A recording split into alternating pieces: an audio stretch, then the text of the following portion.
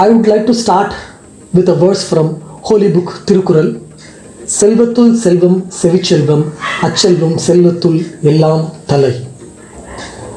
When your primary tool, if it is spoiled, you cannot download a new one or you cannot upgrade it to a new one.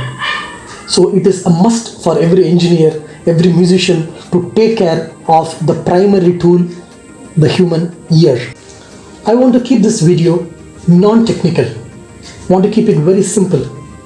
So if you listen to any stuff for approximately around 85 dB SPL, the safety limit that you can be inside a room would be 8 hours. If anything more than that, say 90 decibels, 5 times more than of 85 decibels, then you are supposed to stay in the room only half the value of it, that is 4 hours. Then if you are 95 decibels, then you are supposed to be in the room only for 2 hours. These are the prescriptions from World Health Organization to preserve your ears. Many musicians and engineers care the least about this. Okay, what is decibels? So here is the definition of decibels. I want it to be very simple again. Decibel is not a unit of sound. We perceive in logarithmic manner, exponential manner. Again, it sounds complicated. I would put it very simple. I have a line here. Can anyone guess what would be the length of the line? It is impossible. I have no data given on that. But if I draw another line, smaller to that or bigger to that, now you can compare between them and you can say the first line is bigger compared to the second line. So this is all about your ears and logarithm.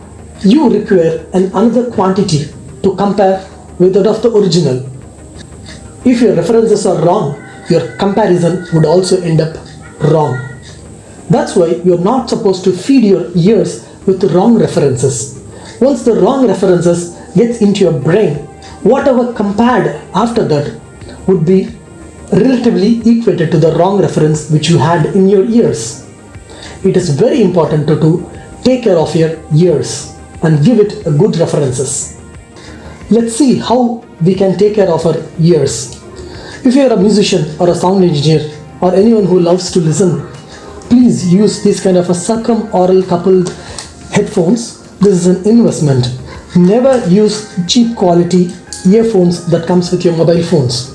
And also, if you are a biker, use helmet. This is not just for the safety, it is also going to stop the huge amount of volume of air which is getting into our eardrums. And if you love traveling and you are a window seater, then make sure to use earplugs or a simple piece of cotton plugged into your ears will protect your ears. When you chew your food, chew on both the sides of your jars. That gives equal amount of strain to both the ears. And when you sleep, make sure not to close your ears for a long time. This develops a huge amount of air pressure inside the closed ear. There are few simple exercises with which you can maintain your hearing ability or sometimes even improve our hearing ability.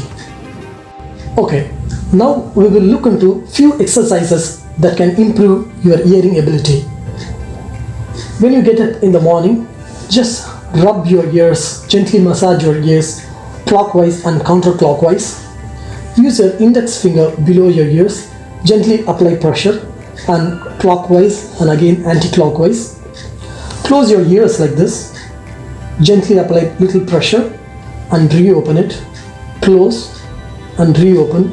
Do it probably 10 times.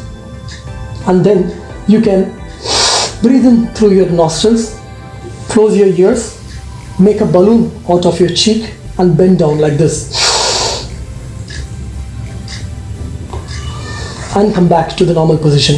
This helps to relieve all the block that's present in your ears and also to ease out the wax circulation in your ears.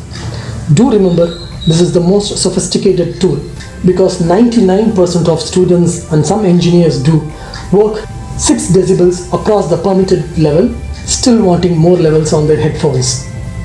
Repeat, செல்வத்துள் செல்வம் செவிச்செல்வம் அச்செல்வம் செல்வத்துள் எல்லாம் தலை. திருக்குறள்.